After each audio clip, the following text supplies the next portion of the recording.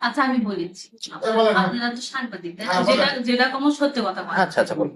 নাকি জি জি এটা আমার নন্দা হয়, নন্দা বলতে বুঝি না। মানে ননদের স্বামী। জি জি আমি ওর জেউস হই, আমার ননদের যে মানে আমার স্বামী আর সম্বন্ধে হয়। জি আমরা মানে অনেকদিন থেকে আমাদের একটা পারিবারিক, আমি নিজেদের মধ্যে সংসারে একই সংসারে থাকি।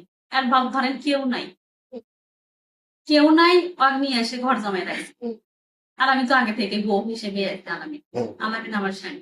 জি কিন্তু আমার শাশুড়ি, ননদ, তারপরে হলো কার যে ভাসুর, আর নাই কেউ, ঋণ করতে করতে করতে করতে এমন পর্যায়ে চলে গেছে, কম করে হলো 2-3 লাখ টাকা ঋণ আছে। কার? এরই। হ্যাঁ। আর সেই ঋণটা বাড়িটার প্রতিদিনে করছে, একটা বাচ্চা নষ্ট হয়ে গেছে, তার প্রতিদিনে খুলে ফেলে দিচ্ছে। তার জন্যে এখন একই বাড়িতে থাকি, আমি ওর সাথে কথা কই, এটা আমার ননদের সহ্য হয় না। আমার ননদের একখানে বিয়ে হয়েছিল, সেই পক্ষে থেকে এই সন্দেহের কারণে ওকে ছেড়ে দিতে। একটা মেয়েও আছে, 13 বছর বয়স হচ্ছে। এখন এই কারণে যখন বাড়ি করে তখন আমার সাথে একটু মানে একই পরিবারে থাকলে তো ভাবি হই, আলাপটা করতে পারে, ওটা আমার ননদের সমস্যা ছিল। ওই যখনই রাত্রে বাড়ি যাচ্ছিল তখনই গাল পাচ্ছিল। আমার স্বামী আবার ওনার ঢাকা চাকরি করতেছিল, তখন থেকে কোনো কিছু এনে দিলে আমার নন্দের সেটা সহ্য হচ্ছিল না। ভাবিছিল যে আমার সাথে কোনো সম্পর্ক আছে, এক কথা দুই কথা করতে করতে ওর সাথে আমার একটা সম্পর্ক হয়ে গেছে। তার সত্ত্বেও বাড়ি থেকে অনেক চাপ যে তোরা ওর সাথে সম্পর্ক করছো, তার ক্ষেত্রে বাদ দিছি। কতদিন আগে সম্পর্ক হয়েছে? হ্যাঁ, কতদিন আগে? তাও ভালোই হবে, কতদিন? 2 বছরের মতন হবে। বলেন তারপর বাড়ি থেকে চাপ যে তুই নন্দের সাথে তুই সম্পর্ক করছিস।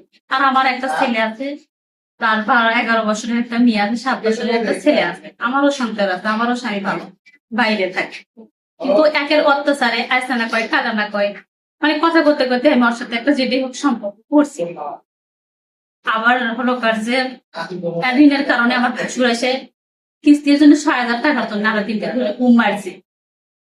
আর বইয়ের খুব অসুখ, সাইড আছে, ডায়াবেটিস আগে কারাতে, শ্বাসকষ্ট আছে, তা বাদেও আমাদের একমারও সমস্যা হচ্ছে।